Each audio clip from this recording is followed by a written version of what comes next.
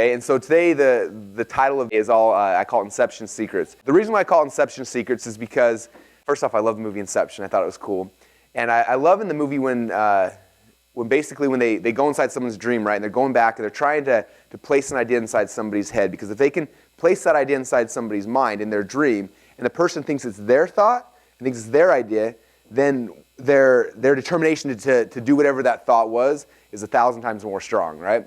And so I think about that in selling all the time. You know, when we sell stuff online, offline, wherever we're at, if we're selling, you know, there was a day and a time, I don't know when, but in the past when selling was just, that was the thing. You go out there and you sell and you close and you do this kind of stuff, and it worked, but it got less and less effective. And I think as people are maturing and as the internet and communication changes and just the way we all react, that all of us have more defense mechanisms against selling. And so I believe selling has really transformed and changed a lot over the last 5-10 years, and especially just in the last I would say even year and a half or so, just with all the stuff that's happening. And so I strongly believe that people love to buy stuff, but they hate being sold to. And so how can we create situations and things and put systems in place where, just like Inception, we're not really selling something to anybody, but we're creating an environment and an atmosphere and a story and a thing that happens where we cause an epiphany in somebody's mind, and all of a sudden that epiphany lights them up and they think that whatever we're trying to sell them is their idea. Okay? For example, this is my failed attempt at Inception yesterday. Simon knows the story. So a lot of you guys know the MMA fights are happening next door yesterday, and one of my buddies was like the main attraction, and I've been wanting to go to it ever since I found out about it. And I wanted to go really, really bad, but I didn't want to call my wife and be like, hey, I've been gone this whole week doing events, late nights, early mornings, and having help with the kids. The one night I have a chance to come home early, I think I want to stay here and go to the fights. And so if I was told her that, she would have been angry and all these bad things would have happened, right? So I'm like, I got to figure out a way to make this her idea. And if it's her idea, then she's not going to care, right? And so I've been trying for the last week to orchestrate this thing to cause Inception in her mind so that she would have this idea to invite me, like, you should go to the fights, right? So that was my end goal. Just like your end goal should be your customer, be like, hey, I should buy your product. Like, all right, that's a great idea. So I've been trying to orchestrate Inception on my wife. And I think she's immune to my powers after over a decade of being married to me, because I was trying thing after thing after thing. And even yesterday, she came to lunch. Some of you guys had a chance to meet her. And 4 or 5 times during my conversation, I was talking about Jesse's fight tomorrow and the guy he's going to be fighting and how exciting it is for him and the fact that he's in Boise. He never fights in Boise. I kept dropping all these bombs, like just setting it up and setting it up. And she never closed the sale for me. And so last night after me and Simon were hanging out, he kept kind of prodding me like, you got to make the sale, make the sale. So I called her up and I was like, so what would it take for me to be able to stay and go to Jesse's thing? And she stopped for a second. She's like, I really would like 2 new chairs in our front room. and I was like, okay, 2 chairs. And if I do that, I can stay tonight. She's like, yep. I'm like, done deal, sold. So we closed the deal. So my Inception did not work on my wife. I had to go straight sell with her. But I think she sold me. In fact, if you think about it, she used Inception on me. She got her stuff really, really easily. Anyway, but this is the goal of this entire thing we're doing, is how do we create these things in people's minds where it becomes their idea, okay? Do you guys notice the sales process you guys all went through to come here? Do you notice that I never really sold you on it? You were selling me on why you should be part of this and why you should be part, and we just kind of turned the table, and you do that, it changes the whole entire selling experience, okay? The other reason why I think this is important, and this is really interesting, one of my buddies, John Allen, has told me this a little while ago. He said that they were doing all these studies and stuff. They said that in 1980, the average attention span of a person was 20 minutes long, okay? And he said that you look back then, like the only distraction that people really had in 1980 is once a day the mailman would show up. Your phone might ring once or twice a day. There's 2 or 3 TV channels, so like you flip through and after 2 or 3 channels, if it's not there, you're done. And that was about all the distractions we had, right? So the average attention span was 20 minutes a day. And if you look at all of the sales stuff that is taught and people do and people share online, offline, everything, I believe that all the sales stuff people are using is all based off of people's attention span in 1980. Okay? That's why if you look at all the famous copywriters, they're showing how to write these like 8,000-page sales letters with 80-word headlines and all this stuff. And I think and I believe, and based on my testing and results, that stuff did work at a time. But today, people's attention is different and it does not work nearly as well. And so we have to understand that things are evolving and changing. So anyone have an idea of how long the average attention span is for a human right now today? You're going to be so depressed. He's 5 minutes here. Any other guy? 3 minutes? You're going to be so unimpressed with us as humans. Think about your kids, yourself. How often are you looking for a text message and checking Facebook? And that's why we didn't pay for internet access in here, because I didn't want you guys on the internet the whole time. The average attention span right now, 9 seconds. Is that sad? So that's the environment we're selling in right now, you guys. We don't have 20 minutes to try to convince somebody to buy something. We've got 9 seconds. Okay, so we understand that. It changes how we sell stuff, right? Look at, and I'm going to talk about some of the different sales scripts throughout today, but I look at the people that are doing this really, really well, not in the how to make money market, but the people really well, like, think about when you're going through the grocery aisle and you're going to go buy your groceries, what are the things that are created to capture attention in your 9 seconds? Think about like the Inquirer magazine, Star. Think about those things like that are very fast, short, punchy things that grab you really, really fast. And we'll talk about some of those things throughout. But just the atmosphere is different, and we have to understand that. Okay, if we're doing sales the way people were doing 5 years ago, or even 3 years ago, it's not nearly as effective as today because we've got to grab people's attention so much faster. And so, because of that, a lot of things have changed. So what I'm going to be sharing with you this morning, the first thing is just more of the conceptual part about how the language patterns we have to use to sell. Okay, so this is more of the overall hierarchy strategy of how this whole thing works. And then the next sessions for today are going to be very, very tactical based. I'm going to give you the exact scripts we use at every single piece in the sales funnel. Okay, and so we've talked about this whole value ladder concept all throughout the weekend. But we have a couple sales scripts we use for this part of the value ladder. We've got a couple that we use for this part of the value ladder, and a couple we use for this part of the value ladder.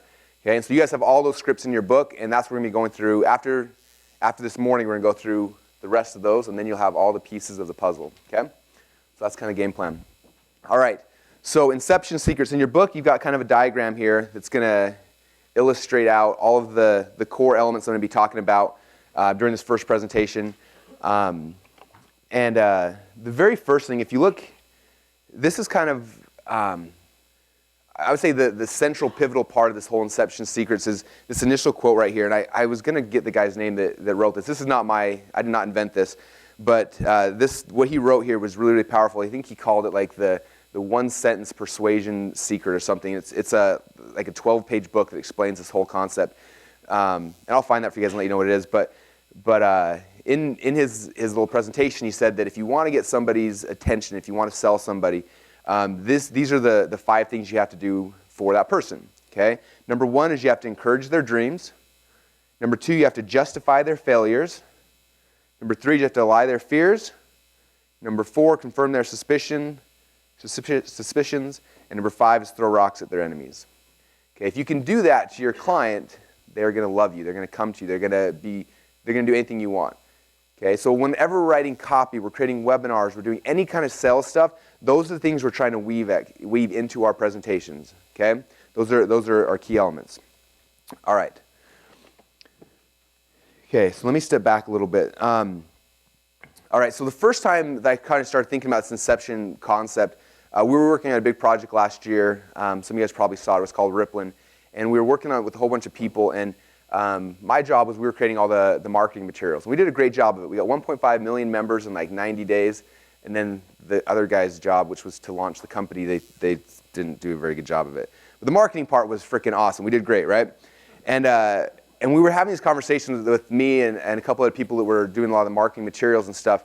And one of the guys, he kept making these marketing things that were so obvious, like so much like this direct selling stuff, right? Just kept selling and selling. I hated it. I hated everything he sent over. It drove me crazy. And so one day I emailed him. His name's Jonathan. And I wrote him, I said, and I copied this from the email because I just said it one night on my iPhone. I was typing it. And I was kind of upset at him. I sent it. And this is what I said. I said, Jonathan, what I found out in copy is that if you just tell someone something, then it's not as strong and doesn't get the emotion needed to cause action. I think that to really make a concept go viral and get people's buy-in, we have to lead them somewhere, but we can't give them the answer. They have to come up with it. We plant it in their minds with a story, and if they come up with the answer, then they've sold themselves, and they will cause the action. Does that make sense? So send that to him real quick. And then like 10 minutes later, he wrote back, he's like, heck yeah, man, it sounds like effing Inception. So if you guys know Jonathan, he swears every third or fourth word.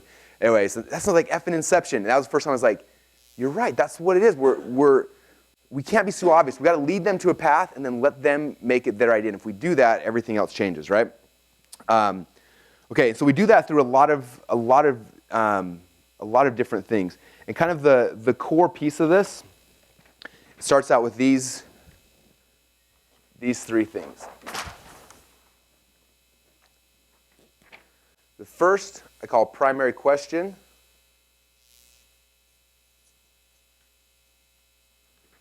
Number 2 is the epiphany.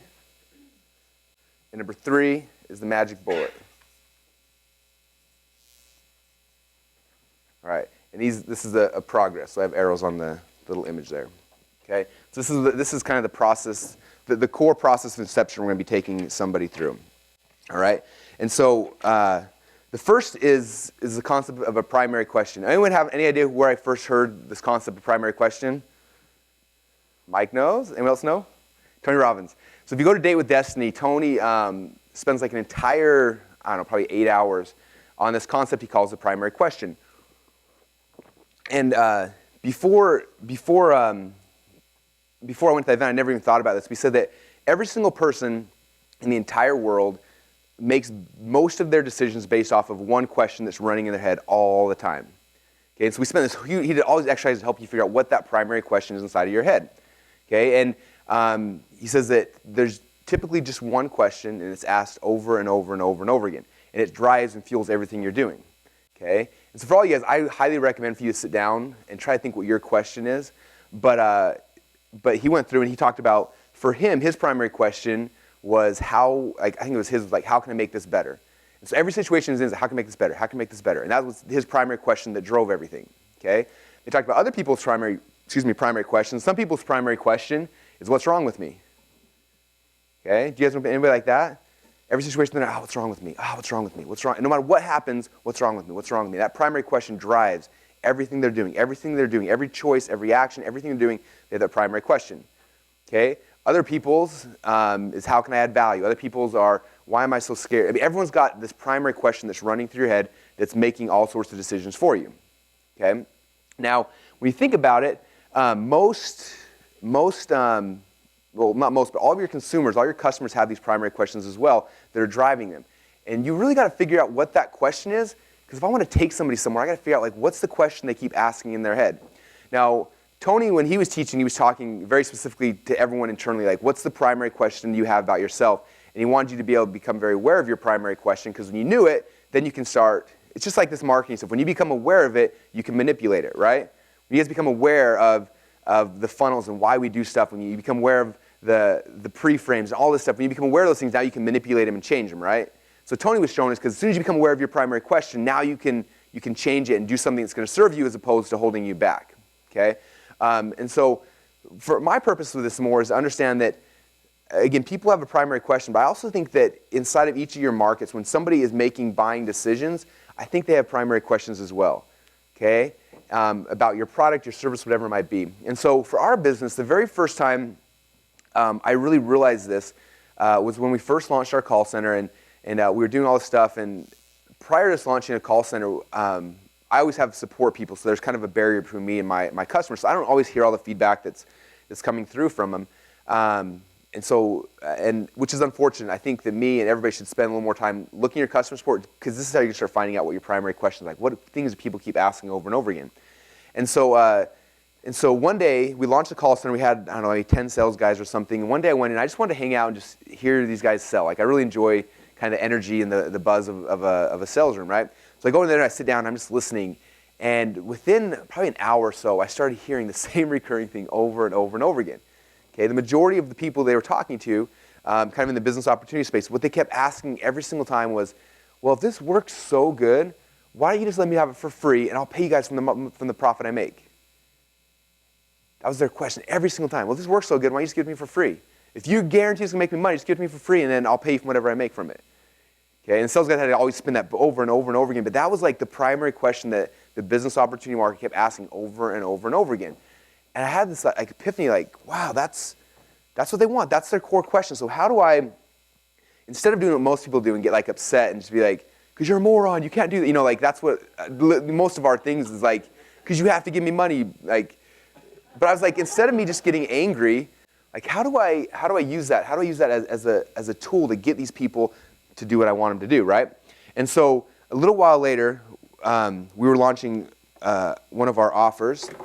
I'm going to read you guys the first couple lines to this because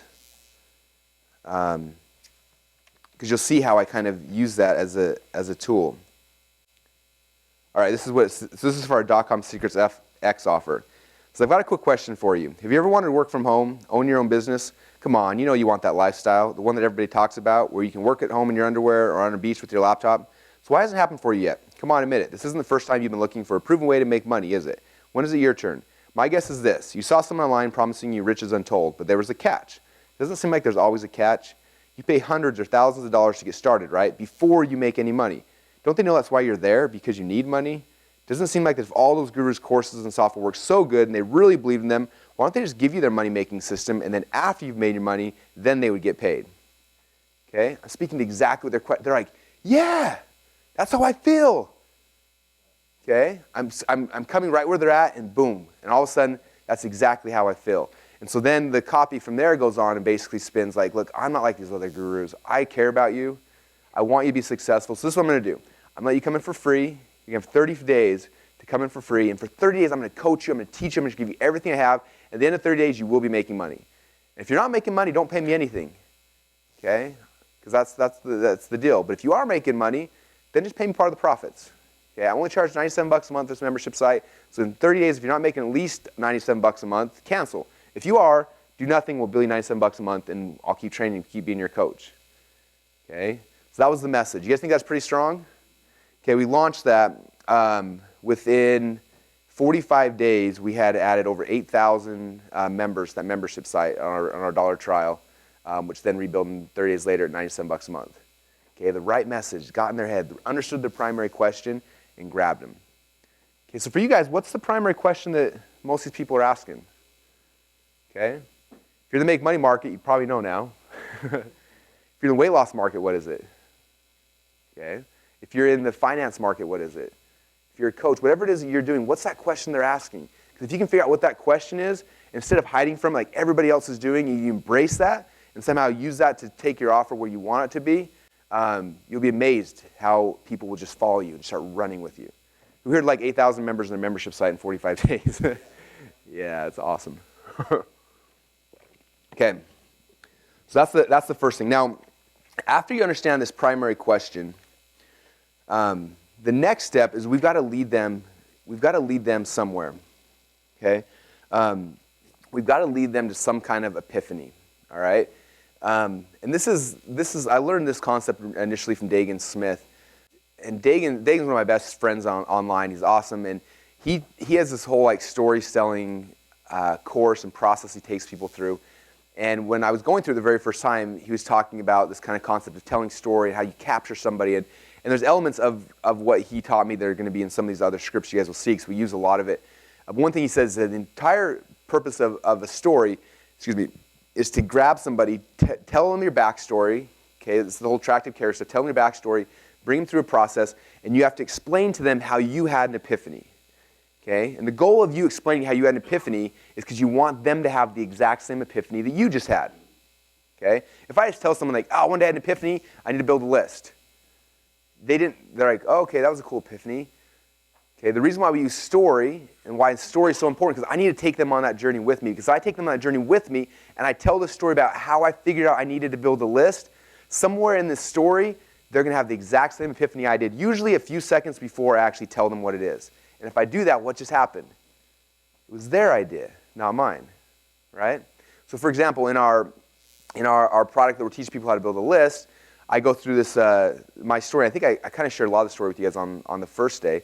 Basically, I tell a story about, hey, I was reading this article about this guy that was talking about how all these gurus make $100,000 sending emails, and I didn't believe it was true, but he told me this is how it works, and so I wanted to figure out how it works. So I went and I bought this email list of 1 million people, and I loaded it up. Remember that story I told you yesterday? I tell this whole story, and it bombed, and it didn't work, and all these gurus are scam artists, and I went to school, and I snuck out, and I logged in my PayPal account, and I made sales.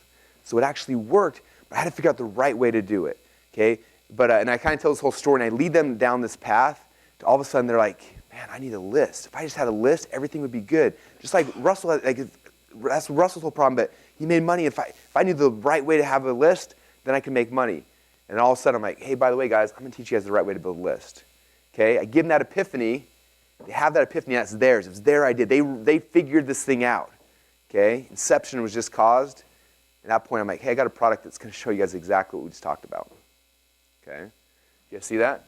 So that's the epiphany portion of this process. So we're leading with primary question. We're transitioning that question into the big epiphany I need to give them. And the epiphany is going to bring them to the core concept I'm teaching them. Now, this is one of the keys, you guys. It's really important to understand. I've mentioned it every single day since I think we've been here. In every sales message you have, there needs to be one thing, okay? The one core thing. And I promise you, if I was to critique all your copy, the biggest problem all you guys are going to have is you've got 2 or 3 or 4 things. Okay, Perry Belcher taught me this, and I believe it 100% to be true. He said that in every sales letter he'd ever written, if he's trying to get somebody to buy into one concept, it converts awesome. As soon as he makes them try to buy into 2 concepts, conversion drops. 3 concepts, it drops. 4 concepts, it keeps dropping. Okay? I look back at a lot of my old webinars from even a year ago, 2 years ago, I'd always be like, okay guys, I teach about this and this. And as soon as I did the and in the middle, conversions dropped. Okay? My epiphany all needs to be tied into the one thing. Okay, the one thing. I look at the reason why the .com Secrets X sales video did so well, because the only epiphany I was trying to get these people to have is the fact that they needed to have a list. That was it. Okay? And before, I was going to teach them this and this and this and this. Okay? When we started doing the High Ticket Secrets webinar that we did last month, I struggled. I kept creating this webinar over and over and over again. I was like, had 3 or 4 core things I wanted to make sure everybody understood. It wasn't until I came back and said, no, the one thing. What's the one thing of everything that's the most important? I cut everything out, had just one message for the entire webinar. We had the one thing, it just crushed it. Okay? So you got to figure out that there's one thing in each of your sales messages. Do not try to sell them on 2 concepts. You not only have to get them to buy into one belief, and if you get them to buy into 2, it's going to drop your conversion. So figure out what, again, in every sales process, whatever it is you're doing, what's the one most important thing, and that epiphany is going to lead them back to that one core thing. Okay? Yep. Does not matter if your product is 2 things. Great question. Even if your product is 2 things, you only tell them one. A good example of that. So in .com Secrets Labs, one of our upsells is our automated webinar course, which is 2 3-day events we did like this, so 6 days worth of events. And the first time I tried to sell it, I was like, this is like the most amazing product in the world. So I'm like, you're going to get this, you're going to get this, you're going to get this, you're going to get, because there's so much stuff, and I spent like 20 minutes explaining all the stuff they're going to get. I'm like, man, people are going to be blown away by all they get. Conversions sucked. I could not ever get it to work. I rewrote that sales letter 4 or 5 times, could never get it to work. And then one night, this is actually the first time I had the epiphany of the one thing. I was sitting there, and I was like, of all the stuff that I'm sharing, like, what's the most exciting thing? And I looked back in the entire 6 days worth of the course, and I remember in that course, I spent about 15 minutes teaching people about a concept called the stack, which, by the way, you're going to learn probably after lunch. I taught this concept about the stack. And I was like, of everything in here, that's probably the one sexiest part. And so I took our sales video, I deleted the whole thing, I started over from scratch, and the entire video talks about the stack. I learned this thing from this guy named Armin, and I tell the results. This is what happened with it. And the first time I did this, and the second time I did this, and I just walked through this process of the stack and how much money it ended up making me, and how good it was, and how I've used it in every single thing I've ever done. And just that one thing changed my entire business. And literally, that's a 15-minute segment in a 6 days worth of a course. That was the only thing I talked about. And then when I did the pitch, I talked about that. I said, and also you're going to get a bunch of other stuff that's really, really awesome that's going to teach you a bunch of other things. But man, this stack alone is worth this.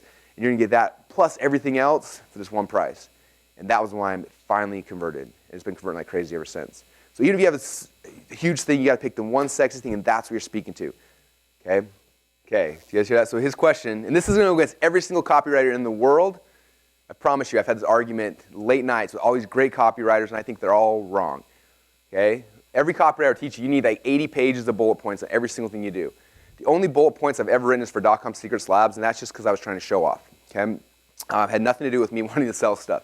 I don't think the old school of thought is let's write a sales letter and have tons and tons of bullet points because we have no idea which thing is going to be the most sexy to somebody. So let's give them every single thing, and then hopefully one of these bullet points will convert that person to a sell. Okay, it's old school thinking. That's thinking I've got 20 minutes attention span. I'm looking at 9 seconds, so I don't have the luxury of giving them everything. And I thought I was crazy. There's actually one dude who agrees with me, and the guy happens to run the only billion-dollar information company in the world. So I feel kind of good about it. So I had this idea, and I've been arguing with all these great copywriters about it. And then one day I got this book called Great Leads by Michael Masterson. Anyone ever read that book or seen it? You see it? It's an awesome book. So I'm reading the very first chapter of the book, and I'm on a flight flying back east somewhere, and I'm sitting there on the plane, and I read this, and I'm seriously like freaking out, because I'm like, I'm right, and everyone on the plane's asleep, and I got nobody to tell that I'm right to, and I'm freaking out, right? I'm like, oh, I can't tell my wife because she doesn't care, but I'm like, this is the coolest thing. So this is what he said in the book, okay? Again, this is Michael Masterson, not just me, so I'm leveraging his credibility, but I think he's right. He said, most copywriters conjure up a list of features and benefits and create ads that mention as many of them as possible. The thinking behind this approach goes something like this. I wonder which of these benefits will really push the buttons I want. I don't know. I guess what I'll do is throw them all in the promotion. That way, if one doesn't work, maybe another will. This is what we call toss salad approach to advertising copy. Throw everything on the counter into a big wooden bowl, marinate with some connecting sentences, and toss. It's standard recipe for a B-level copywriter, but it's not the way to win any blue ribbons in the most competitive kitchen of breakthrough advertising. Pretty awesome? I was right. Again, I think there's a time and a place for bullet points. Like I said, on our .com Serious Labs, we did it. But as a whole, we got 9 seconds, you guys. So if you have 9 seconds to pitch somebody, you got to pick the best possible thing in the world, and that's what you got to be focusing on. Yep. That's a good question. So the 1 second you bring out, does it vary with the temperature of the audience? Yeah, I would say it probably would. I've never looked at it that deep, but yeah, because in all honesty, the primary question is going to change with the temperature of the audience as well, right? That's why if you look at the image in the book here, right before primary question down here, the arrow, we come back here to the temperature stuff, right? We got most aware, product aware, solution aware, problem, and unknown, hot, warm, cold. So you're right. Because somebody somebody just wants to make money, okay, their primary question is way different than someone who's got an existing business and wants to take the next level. Someone who's 300 pounds overweight and someone who's in great shape and they want to take their fitness to the next level have different primary questions. And so I think for a lot of you guys, you got to figure out who's the real person you want to sell to the most and start there. And again, that comes back to where those fish at. Are they in warm traffic, cold, those type of things. Yep. So what she's asking is different people are motivated by different things. Okay.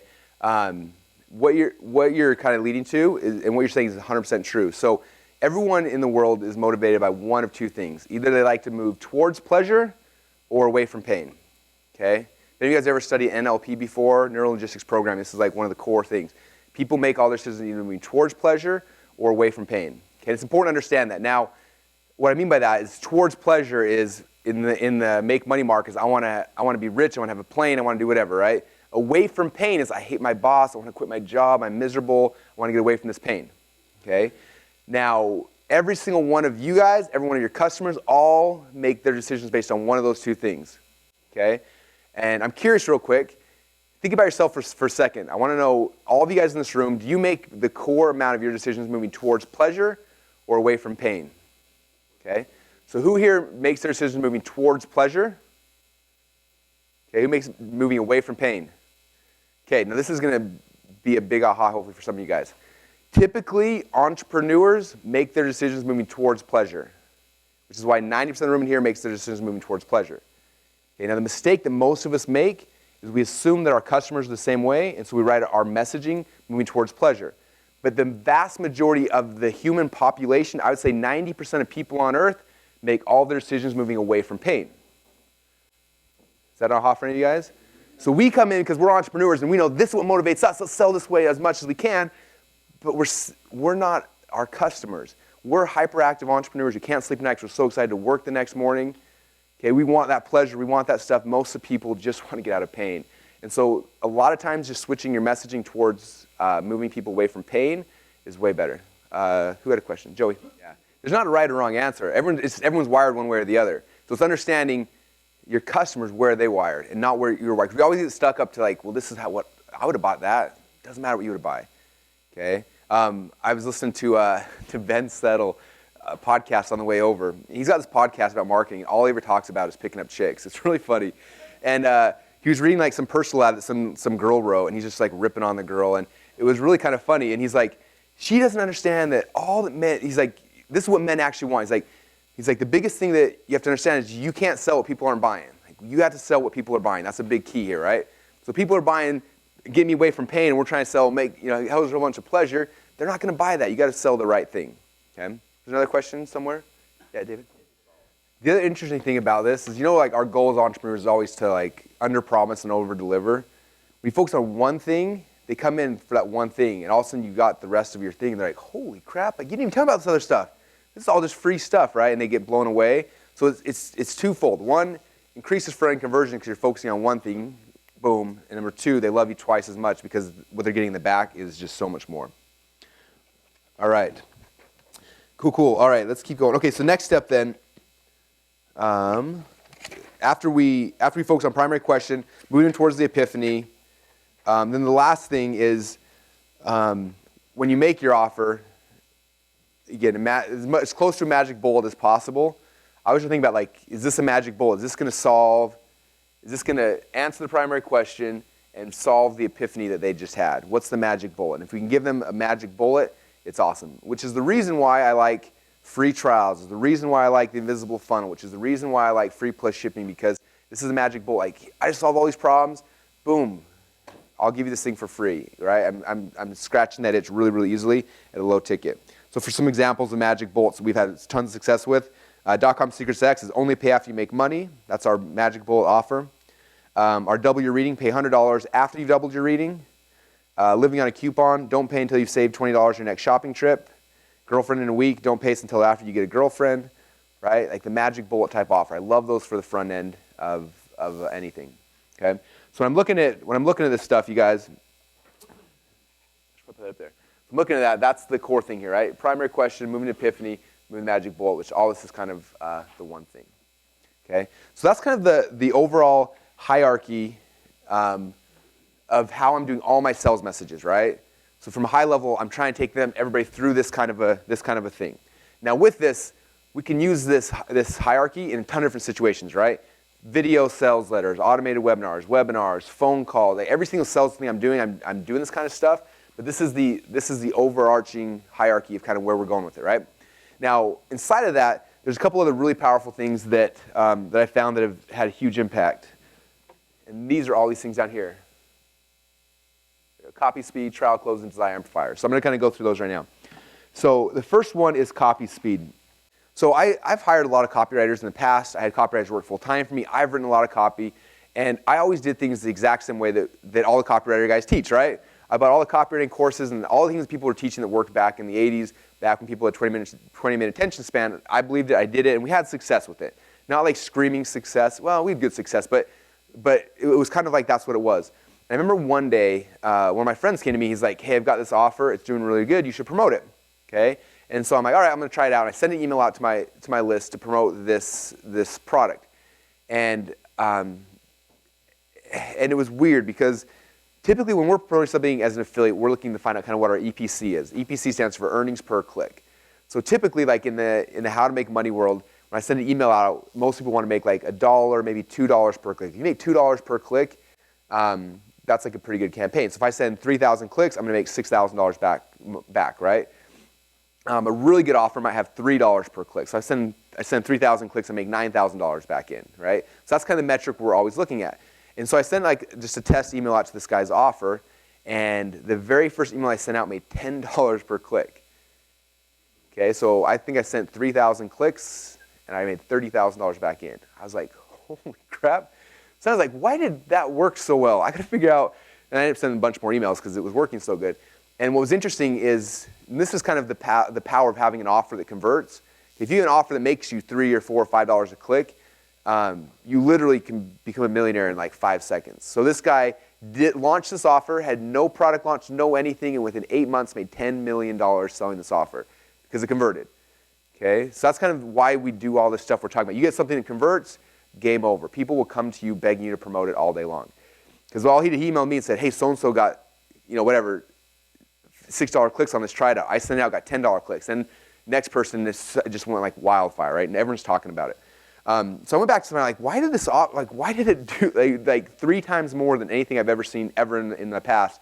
I started looking at it, and I looked at the sales letter, and it was structured so much differently than I'd ever seen anything else before. It still looked like a long form sales letter, but I looked at like the sentence structure, and there was never any line that had more than 1 line. There was never like a paragraph that had 2 lines or 3. And every single sentence ended with ... And I was like, this is weird. And I started looking at it, and I read this entire thing. It was just like, the style was different than anything I'd ever seen before. And so I emailed the guy his offer. I said, who wrote the sales letter for this? It's just different. Like, who is that?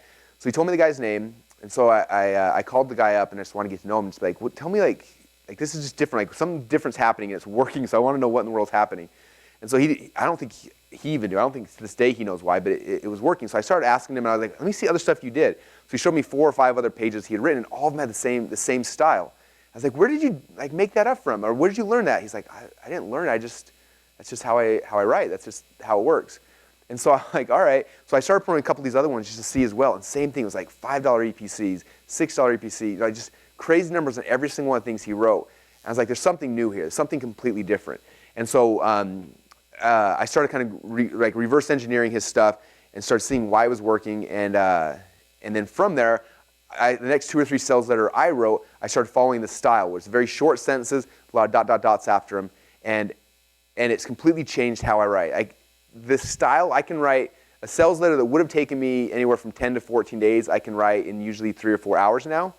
It shrunk my time down, and the conversions go up every single time. So I'm going to show you guys kind of examples so you can understand what I'm talking about, how it looks, because the part of it's look, and the part of it's kind of the speed of how it all goes together. Okay, so this is my sales letter for .com Secrets X. So you notice every single one of these sentences is like 5 or 6 words. They almost all seem like a headline. The speed of this is really, really fast. Let me read it to you. I got a quick question for you. Have you ever wanted to work from home, own your own business? Come on, you know you want that lifestyle, the one that everyone talks about, where you can work from home in your underwear or on the beach with a laptop. So why hasn't it happened for you yet? Come on, admit it. This isn't the first time you're looking for a proven way to make money, is it? See how fast that is to read? Okay? Again, we got 9 seconds, right? People are scanning stuff down. You got to block a paragraph. You go like this and you stop. You're like, oh. And we get an email now where someone sends you like a paragraph and you're like, I'll just read it later. And you just ignore it, right? And you never come back to it ever. Okay? We got 9 seconds. So every single one of these things is almost like a headline. And it's grabbing you. And notice how unfinal it sounds. Like everything's like I'm throwing up these things in the air. And these ... dots keep me like coming back and keep me coming back. It's like, like it's never ending. And it starts like pulling me through this letter, right? That's why I call it the speed of the copy, because it's like in piano they would call it staccato. Is that the fast like da-da-da? That's what I feel like. I feel like there's like this fast speed of the thing, okay?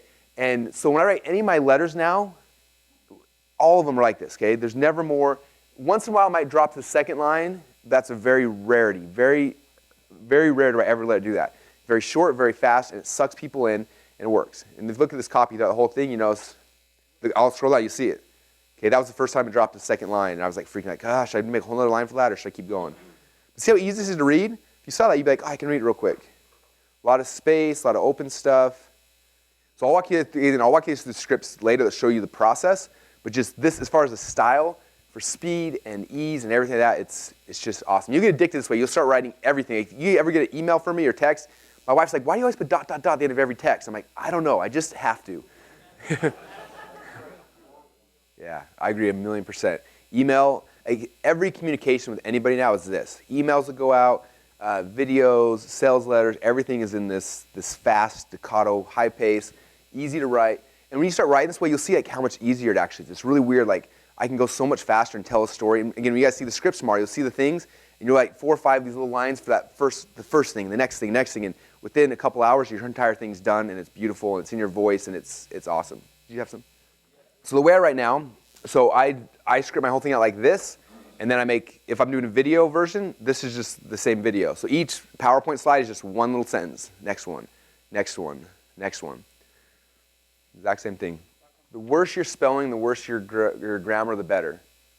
Yeah, the second you if your English teacher reads it and is proud of you at all, you just failed. It needs to sound like I'm talking to you in a conversation. In fact, for a lot of guys, the way they do it is they get out like something and they record themselves saying it all and then transcribe it, because this has to read like we're talking. If it reads like you're reading, it ruins the whole thing. So I use a lot of weird words. I use gunnas and horrible grammar and dots, and I want it to visually look easy to read, and I want it to sound like I'm having a conversation with them. So the way I would talk to you if we're talking face to face is exactly the same way like this. If you read this, you're like, that sounds like Russell's talking. That's the way he talks all day long anyway. I want it to be in your voice. Okay? Yeah, again, your English teachers are going to hate you. Yes. And I promise you, at least once a week, when you start driving traffic, it's somebody who will email you like, hey, I saw your sales letter. I corrected all the errors for you. Here's a new version. Like, literally, we get those a couple times a month. I'm like, thanks. I'm not going to do anything of that. And they're like, I sent you this like 3 weeks ago. Why haven't you updated it yet? I don't care. But I promise you, there are people on your list or who come here who are so obsessed with English, and they're like, feel so bad for you. And they're like, let me fix this. And just don't worry about it. Just, again, it's speed, it's tempo, it's pace. That's what we're looking for. Okay, so the next thing, so Brent and I, we have a project called Overcome Pornography. It's a product that helps people overcome pornography addiction.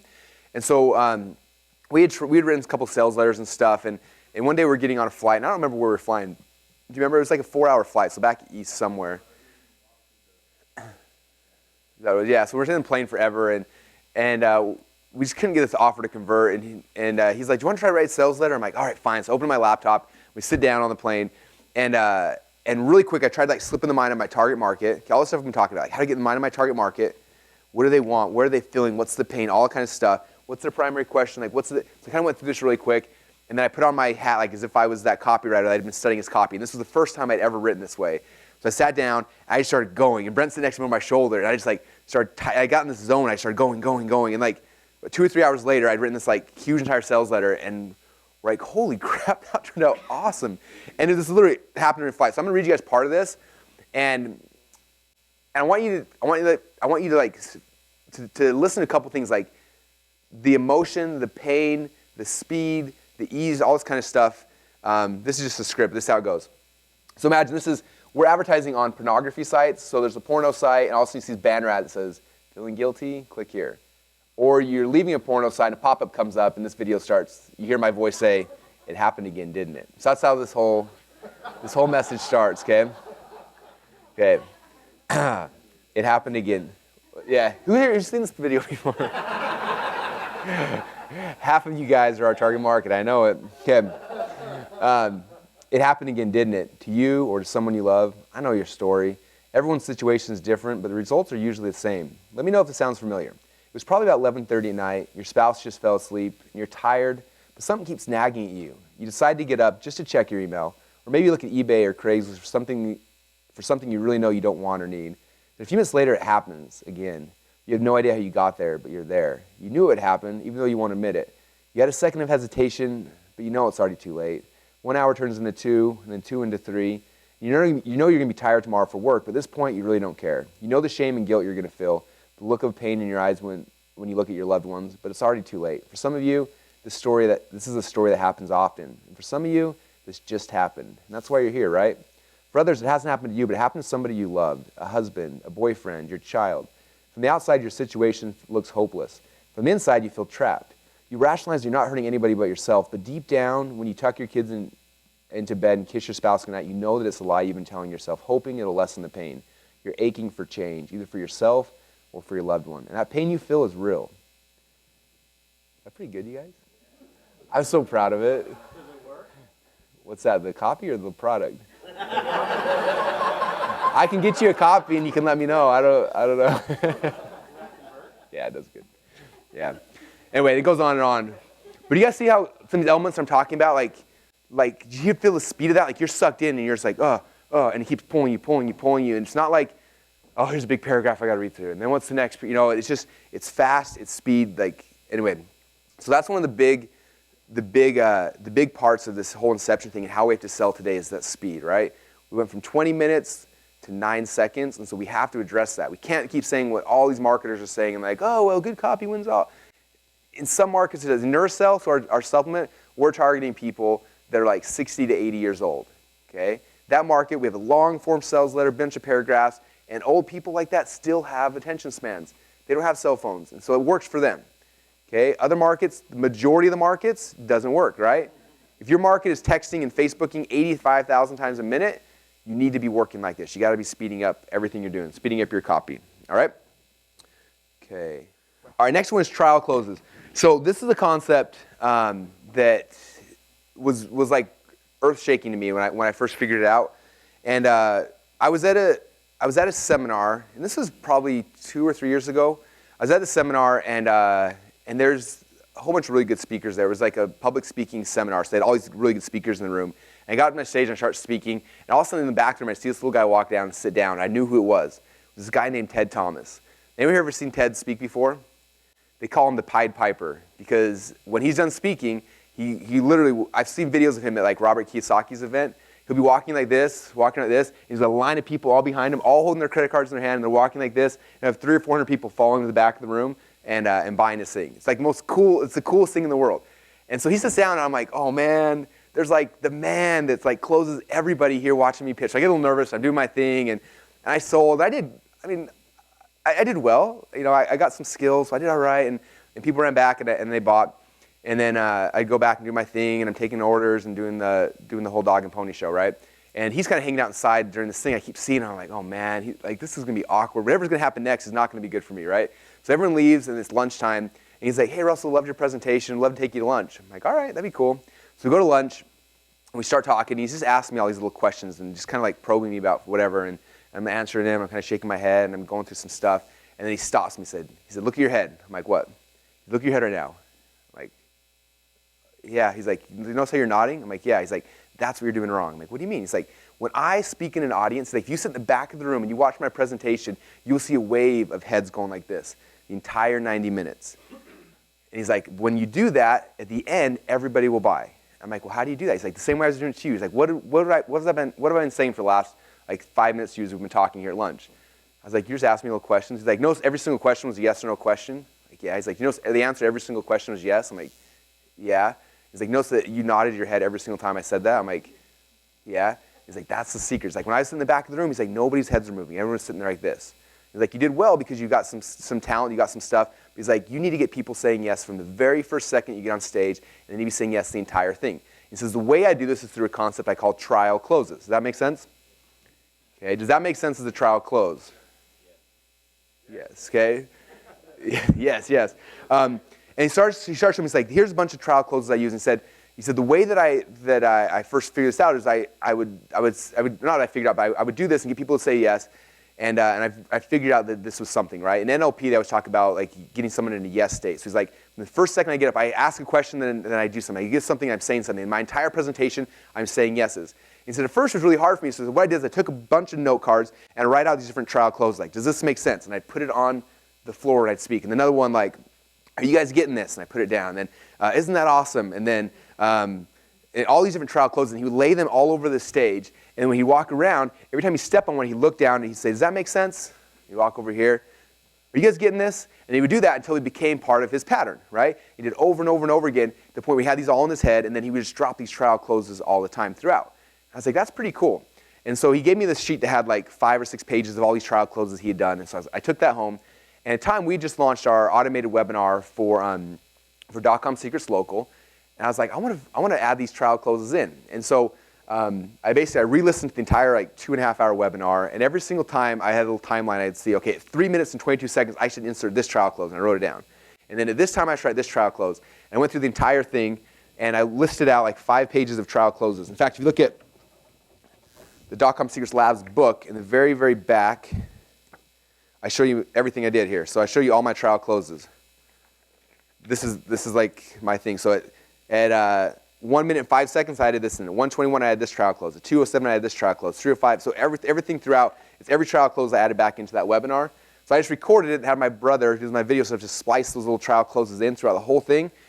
And then and we put and a couple things about trial closes, like I got so blatant like the very beginning, because I'm in a webinar instead of like at home. So I'm like, I gotta get people nodding their heads like crazy. So one of my very first trial closes was almost like a joke. We put it in, and I was like, I know I can't see you guys at home right now, but I want every one of you guys to shake your head yes if you can hear me. Like literally, I need you to shake your head yes. So like I had people like I just told them flat out like say like just do that, and I was really blatant with it. A couple other really cool things is like that Ted taught me. So the biggest problem is a lot of times you'll share a testimonial, and then you get a little nervous, and you move on to the next topic. He said, as soon as you share a testimonial, that is the best, most important time for you to drop a trial close, or 2 or 3 or 4.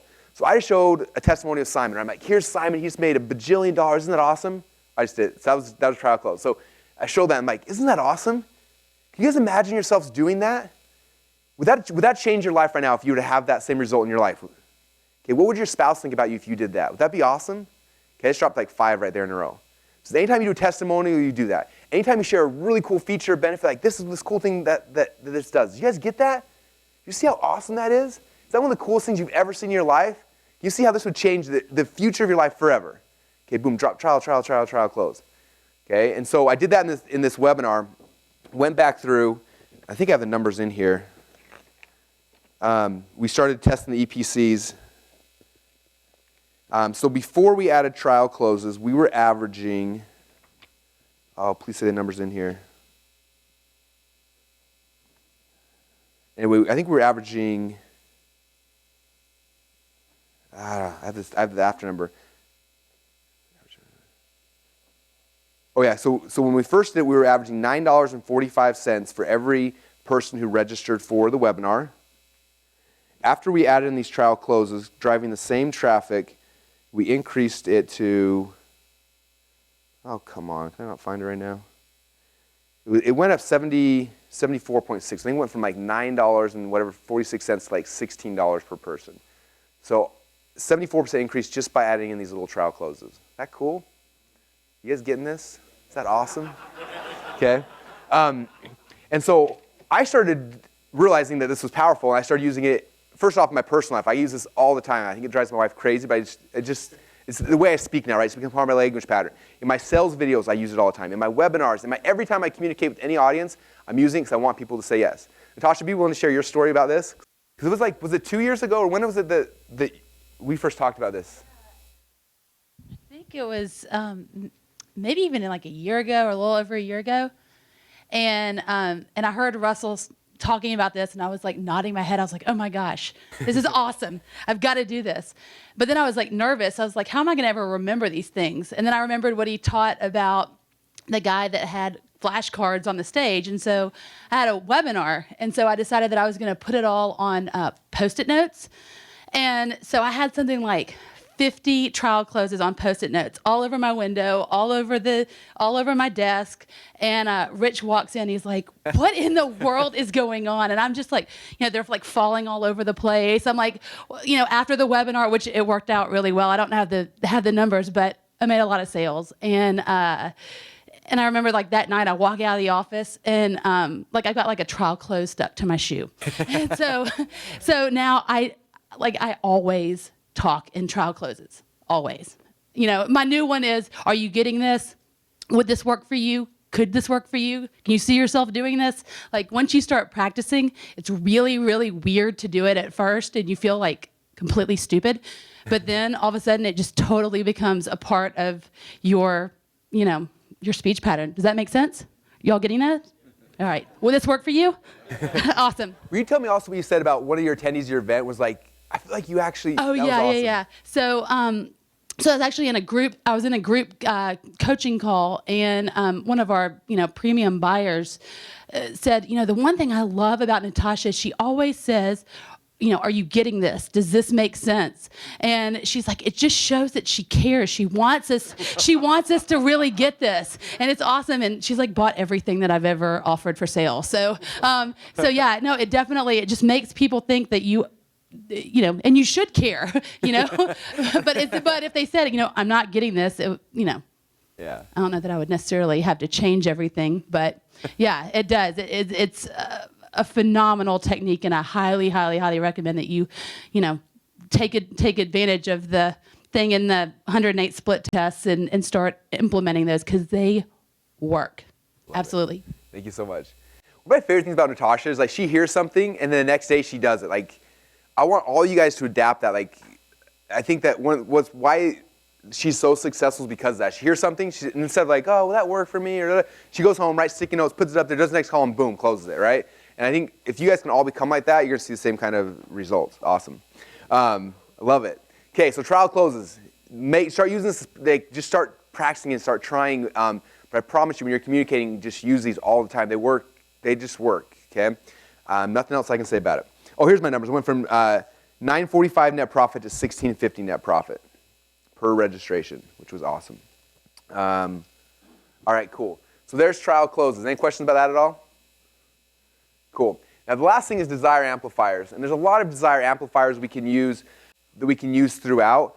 And so I'm going to share just a couple different types because I think that they're important. So one of them that's kind of cool, I heard a guy, he's a good copywriter, I heard him speak on stage one time, and he shared this little nugget, and it was really, really big for me. He was talking about copywriting in the Bible or something, and one of the desire amplifiers he was really focusing on was the 7 deadly sins. Who here knows what the 7 deadly sins are? Who can, well, here they are, I'll say them. So you've got lust, gluttony, greed, sloth, wrath, envy, and pride. Okay? Now, usually in our mind, we think of the 7 deadly sins as this really bad, horrible thing, right? As salespeople, we need to realize that those are the things that get people to take action, all right? So when you think about that, when you're writing your copy, you got to think like, how can I make somebody lust after this? Because if they're going to lust after, they're going to want it. Okay? How do we get them gluttony? Like, how do we use gluttony as a tool, as an amplifier to get somebody to buy my product? Okay? How do we use greed? Okay? How do we use sloth? So greed, obviously, make money, make money, make money. Sloth, do it without any extra work. Just sit on your butt at home in your underwear, doing nothing, right? Wrath, envy, pride. You're not going to use all these in every single thing you're doing, but think about like they're powerful things, right? So how can you weave 1 or 2 or 3 of these in your messages? Because they're amplifiers. They're things that all of us have inherently. They're problems we have, and if we can tap into those. I don't want to sound like an evil person, but we want to tap into those kind of things, right? Okay. The next thing, I'll share this. I think this is kind of cool. And hopefully, hopefully I'll do this justice. So this is a concept I learned from Tony Robbins, and it had a huge impact on me, and had a huge impact on how I sell people now. He has a concept that he teaches called the 6 human needs. Anyone ever heard about this before? You guys? And I'm sure a lot of you guys have thought about this from one aspect, but not from like a selling aspect. Okay, so one thing Tony says is every single person, we do things for different reasons, but there's only 6 reasons why we do anything. When you understand that, you realize that everybody does everything based on one of 6 things. It gives you a lot of ability. So as soon as you become aware of this, you can manipulate it, right? So there are 4 needs of the body.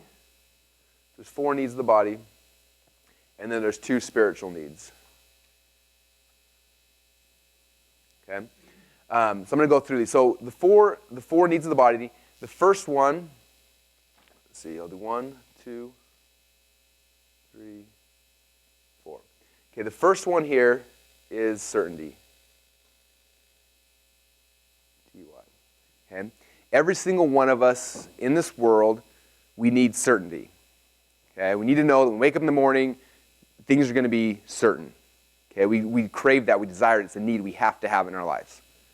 Okay, the next thing we all need is we need variety. Okay, we want something new, it's exciting, we need variety. Okay, something interesting is, do you notice that certainty and variety are opposites? Certainty is I want to know everything's going to be perfect. Variety, I want craziness, I want all sorts of fun and excitement. Okay, this is like the enigma of humans. Okay, these are opposites. We need them both. Okay, next thing that all humans need is we want to feel significant. Okay, I'm very special. I feel significant. I feel great. Okay, we all want significance. It's an important part. Okay, it's part of all of our identities. The other thing we all want is about love and connection. Love and connection.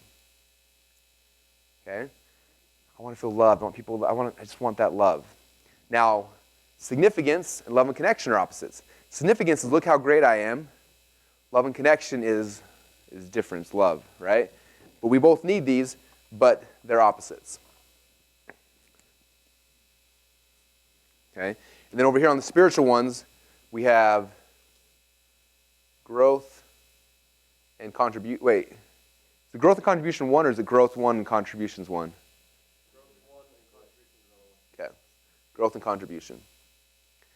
Okay, now, humans don't have to get these needs met. We can do without these and still function, but every single one of us will get these needs met. And we will give up our beliefs, our values, we'll give up everything to make sure those needs are met. It's strange. Now, the other cool thing is that anytime, any situation in life where 3 of these 4 things are met, it causes an addiction. Okay? So for example, the first time I went on a date with my wife, I thought she was beautiful. Went out with her and we were talking, and everything I said, she smiled, and I got a lot of significance from it. She thought it was pretty cool, right? We were out on a fun date. We did a bunch of stuff. I got a lot of variety. It was exciting. And that night, she gave me a hug and a kiss, and I felt love and connection. Boom, instant addiction. Okay? That's why we all like falling in love. Okay? It meets at least 3 of our needs, and we fall in love. Now, what happens a year later? We get married. A year later, we have kids. We're at home all the time, and all of a sudden, like, things kind of are the same every day. Variety goes away. But we have certainty. Every morning we wake up, we know she's there, right? So we got this addiction. But what happens after a while when your wife stops thinking you're that cool, right? Does that ever happen to any of the men in the room? And all of a sudden, like, you don't feel significant anymore. And what happens when you have kids, and then you have another kid, and another kid, and suddenly your wife loves these kids? She doesn't remember about you anymore. Well, I got certainty being met, but the other ones aren't being met very well. So what do? We have to have these needs met. Okay? So what happens? What happens to most men or most women or whoever? We start seeking these needs somewhere else, right? For some people, they go and they find a business. In a business, they show up every day. They got a business they're building. They get certainty. Every day it's this new thing. They get variety. Okay? Their customers love them. They get testimonials. And they get love and connection. Their team, their boss, people think they're awesome, and they get significance. And all of a sudden, their job fulfills all their needs. And what happens? They spend 10, 20 hours a day at work because that's where their needs are being met. Isn't that interesting? It causes an addiction. Who here is addicted to work? Because your needs are being met. Okay? It's interesting. And so all these things are happening. And one thing Tony said was interesting. He said that there's never a situation where anyone's ever gotten divorced where in that relationship all their needs are being met. Okay? If you want to like save your marriage, if you're struggling with marriage, look back and say, how am I making my wife feel certain? How am I lighting her up? How am I making her feel significant? How am I getting love and connection? If those needs are met for her, she will never leave you. Same thing for a guy. If your wife's fulfilling those needs for you, you will never leave. But the second they start disappearing, as humans, we have to get those needs met, and we'll find out a way to do it. Okay? Think about if you have kids. Think about your kids in school. Okay? If they're not getting these things from home, where are they going to turn? They're going to turn to sports. They're going to turn to drugs. They're going to turn to gangs. They're going to go find somewhere to get these needs met. Okay? And that's how it works. So this is the motivational, personal development part of it. Now that you're aware of it, how do we use this for making money? Okay? How can we create situations where these needs are being met with our customers? We can cause an addiction in our customers where they're feeling certainty, they're getting variety, they're feeling significance, they're getting love and connection. We can literally cause an addiction with them where they're going to want to keep buying from us, coming to our events, coming to our webinars. They're going to get all these needs met with us. And what else is cool is that moving on, like, to really take your life to the next level is then you start seeking after spiritual needs. When these needs are all met, then you start looking for how can I grow, how can I contribute, right? So same thing. How can you take your customers to the next level where now we're growth, we're contributing? Okay, we took one of our customers to Kenya with us for a week, and we built schools out there with them. We did a whole contest we wanted to help our community to grow and to contribute and be part of something bigger than they were, okay? So these 6 human needs, like I said, there's a lot of principles you guys can use personally in your own lives, in your kids' lives.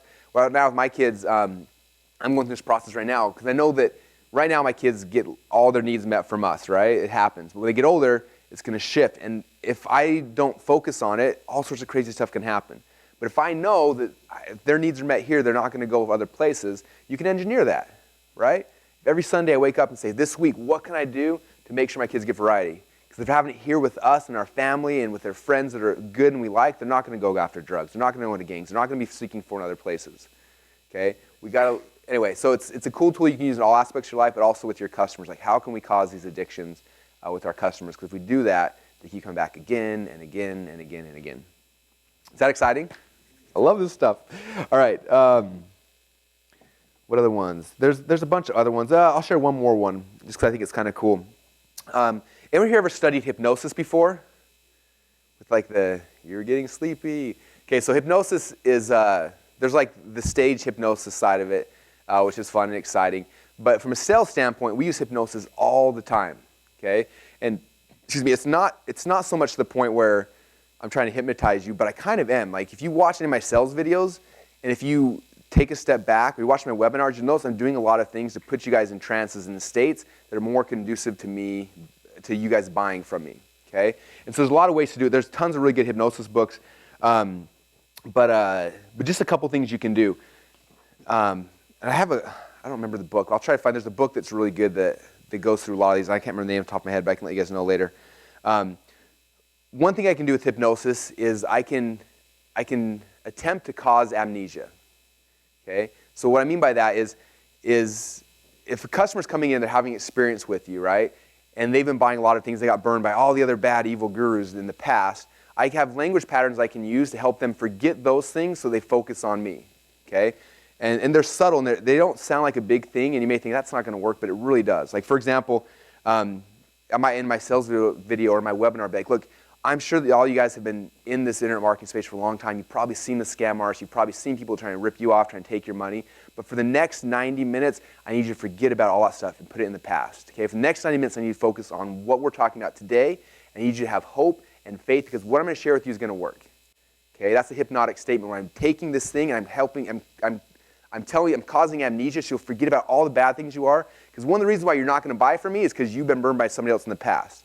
So if I can use hypnosis to try to put that behind you so we can focus on moving forward, it works, okay? Causing amnesia. The next thing is telling them what to remember. So a lot of times I do this in a webinar, like, look, you're going to watch this webinar right now, but what's interesting is tonight you're going to be laying in bed, and for an hour, 2 hours before you fall asleep, the thoughts in your mind are going to go over and over again. Like, what if I did this? What if I did this? What if I did this? And as those thoughts go through your mind, you're going to know that you have to take action, that you have to be part of this, okay? If I'm telling these things, I'm placing subconscious thoughts in their minds, and that night, a lot of people are going to sit there and be like, it's going to go through their head. Okay, the human mind is really weird how it works. Whether you believe in hypnosis or not, I can place thoughts, I can place ideas in your head, and it'll do these really weird things. Okay, so tell them what to remember. Disassociation. Disassociation is where I try to take somebody into a different place. For example, you'll notice when we go through the scripts, a lot of times I try to future pace people. So I'll talk about something, and I'll be like, before we move on, I want you to really sit back and think about what life's going to be like in 30 days from now. When you've got this stuff, like, what's it look like to you? What's the future going to look like? Imagine what it's going to be like when you can fire your boss, when you have more free time, or when you've lost the first 5% body fat, or whatever that thing is like. And I push that to them, like future pacing. And I'm disassociating from the situation they're in right now where they're miserable. And I'm showing them where they can become, where they can go. It's a really, really powerful thing. I think most of the scripts I have, usually at least once or twice from some kind of future pacing, we're breaking away from where they are and pushing up to where they want to become and where we're trying to take them. And if they can see that for just a second, very, very powerful tool. Another one that I like doing is time distortation. Anyone here been hypnotized on stage before? It's kind of a fun process, right? But usually you do it, and when you're in this hypnotic state, like, it's not like what people think. If you haven't ever done it before, it's not like you're like a zombie and you're moving around. It's more like you're just hanging out. And I remember for me, like, I feel like I was in a state where, like, if I didn't do what the hypnotist said, I'd feel so stupid. I'd be like, that was, I remember thinking, it's just, I have to do something to feel like a moron. That was more like what I felt, and it was a state that he put me in, right? And I remember that entire experience, like, we were on stage for like 2 or 3 hours, and it felt like it went really, really fast because we're in this kind of hypnotic state. And so for me, a lot of times I'm trying to sell somebody, especially higher ticket stuff, we're taking them through a longer process, right? A webinar, like our .com Secrets local webinar, I think is 3 hours long right now. It's a long time to sit on a webinar listening to Russell pitch you on something, right? But I need somebody to do that. So a lot of times at the beginning, I'll use time distortion to say something like, now this webinar, I'm going to be covering a lot of stuff, but what's cool about it is as we sit through this webinar, things are going to go super, super fast. And even though it's going to be over an hour long or over an hour and a half, 2 hours long, it's going to feel like it was only 10 minutes long. It's only going to feel like you were here for less than an hour, but because of that, you're going to feel so much better. And every, blah, blah, blah, blah, something like that. Does that make sense, though? So I'm telling them, like, this may be long, but you're going to feel way shorter. You're going to feel like this is fast-paced, blah, blah, blah. And you do that, and it places that thing in their mind. Another one that's really cool, Howard Berg taught me this. He does it a lot because he knows that, like, when you start teaching people, they're going to get overwhelmed. And so he does at the very beginning, he puts people in hypnotic state where he says, no, as you start going through this training, initially you're going to be overwhelmed. That's a great thing. And as you become more and more overwhelmed, that's okay. That's a good feeling. And that overwhelmed feeling means that you're learning and you're progressing and blah, blah, blah, blah, blah, whatever. And he said that when he started doing that, his refunds of his course dropped in half. Because suddenly he was telling people that like that feeling overwhelmed was a good thing, and kind of changed the state of it where typically people are like, I'm overwhelmed, give me my money back. All right, and then the last kind of thing that we use hypnosis-wise is if-all statements, and I'll talk about that more in the webinar section. Yeah, I'm not going to ruin that surprise. So if-alls we'll talk about in the webinar section. It's a really powerful hypnotic tool. Must-do, so you must do this, you must do this. I'm giving you a straight-out command. You must do this, you must do this. Works really, really well. And then can-dos. Like, can you imagine yourself doing this? It kind of goes into trial closes. But again, it's another hypnotic thing. So again, hypnosis is cool stuff to study, you guys. Even if you don't believe in like stage hypnosis, whatever, like as a tool, all these little weird little things, they add up, okay? And they all help you get to where you need your audience to go. So those are all a bunch of different desire amplifiers that we try to weave into all the copy, okay? So this whole first morning session, you guys, as you know, is not so much just here's like the script. This is trying to help you guys understand the overall process. Okay, we're taking from primary question to epiphany to magic bullet, and then here's some of the techniques we use. We talked about copy speed, we talked about trial closes, and we talked about some desire amplifiers. Now, you don't get overwhelmed. You don't have to do all these things every single time, but they're all tools in your toolbox now you can start figuring out how to use when you're scripting things out, when you're writing webinars, when you're doing stuff. And at first it'll be hard, but every time you do it, it'll become more and more second nature. Like Natasha said, trial closes are second nature to her now. She does it all the time. Using hypnosis stuff, first I never used it, now I start using it more and more, and eventually it just becomes part of it just becomes a part of your language patterns. And as you do this more and more, it'll become more and more second nature. I'm a junkie. I like learning all this stuff. So I talked about this a little bit on day number 1, like concept of immersion. So this is what I like to do. Like I recommend this for all of you guys. Like I remember first time I kind of started realizing the power of this, it was huge. Like I literally think that in about a 48-hour period of time, I can become an expert in any business. I can know as much in 48 hours as any expert. I literally think that if I want to become a doctor, I can spend 48 hours and do almost everything a doctor can do. Like it's really, like when you start learning how to learn fast, like we learn all this crap in school. It takes us, entire semester to cover a bunch of stuff. But like the reality is, if you learn through immersion, you can learn like 98% of what you need to do in a very, very short, finite period of time. So what I will do a lot of times is I'll pick a topic that I'm really passionate about. Like when I first wanted to learn NLP, I was like, hey, I want to learn NLP. I can go and read a book on it and do some stuff. In 6 months from now, I know a couple things, or I can immerse myself in it. So I literally went online. I bought every single NLP book, every single audio, as much stuff as I could, and I got it all shipped to me. And I spent a week where I'm going to learn NLP. I'm going to learn as much as I can from it. And so in the car, I'm listening to NLP CDs and books. I'm reading through, I'm scanning, trying to find as much stuff. And I just immerse myself in something as hard as I can for about a week. And in a week, you learn, like you literally can learn enough in a week on any topic that you can become an expert in it. Okay? Again, and so that's kind of what I do. So like when I got into NLP, that's what I did. When I started learning hypnosis stuff, about 5 or 6 sales hypnosis books, some audio courses and podcasts, just brained them as fast as I could. And I don't know everything on it. I don't finish reading every single book. My goal is not to read from cover to cover. It's to scan through and find the things that I can use that are applicable to me as fast as I can. And when you do that, you just assimilate information really, really fast. And what else is cool is like, when I was talking to Howard Berg, the world's fastest reader, he told me something that was really powerful. He said a lot of people read a book on a topic and they get like one author's perspective. And so the problem is that that's just one guy's perspective. He's like, I'd rather get 5 or 6 books and get everybody's perspective, and all of a sudden you get a whole picture. And obviously most of us can't read an entire book in 3 minutes like Howard can, so it's harder. But I like to get a bunch of different stuff and get a lot of perspectives on stuff because you get a better picture, and you start making these connections that you don't make when you dabble, right? Like the reason why I think college is a horrible experience is because I spent an hour here and then an hour here, and I learned like 8 topics in like a 3-hour period of time. And then 3 days later, I gotta do it again and again. I'm dabbling in all these things. I can't remember anything, and none of these connections are happening. But if I take one topic and just cram as hard as I can for a very finite period of time, you get so much stuff. That's why I like events like this. In 3 days, I cram so much stuff on you. A lot of it's gonna be over your head. You can get overwhelmed, all this stuff. But all of a sudden, all these connections start getting made, and you're like, oh, that's how this stuff all fits together. But if we did this same experience over 3 months, most of you guys would never be able to get all the connections. We're here, I think the majority of you guys will at least get the connections. Then you can go back and start filling in the pieces for what's important. I like doing stuff like that. Anyway, if I do an event, maybe I do an event once a week, and you guys all know once a week I'm doing an event, so you get certainty. This is going to be happening every single week. Each week I'm teaching a new topic. It's going to be exciting, the new thing. You're going to get some variety. That's why I keep coming, because Russell's got new things all the time that keep me fired up and awesome. And then on the call, everyone who's successful, I'm going to be recognizing them. Those who are implementing, I'm going to recognize them. They're going to feel significance. The MLM world's awesome at this. You ever noticed you go to one of their events, it's 3 days long, and all they do for 3 days is have every single person in the audience come up on stage and get their picture taken. They make you all feel significant, and then they get hugs with the leaders. You feel love and connection, and they create these cult addictions. Okay?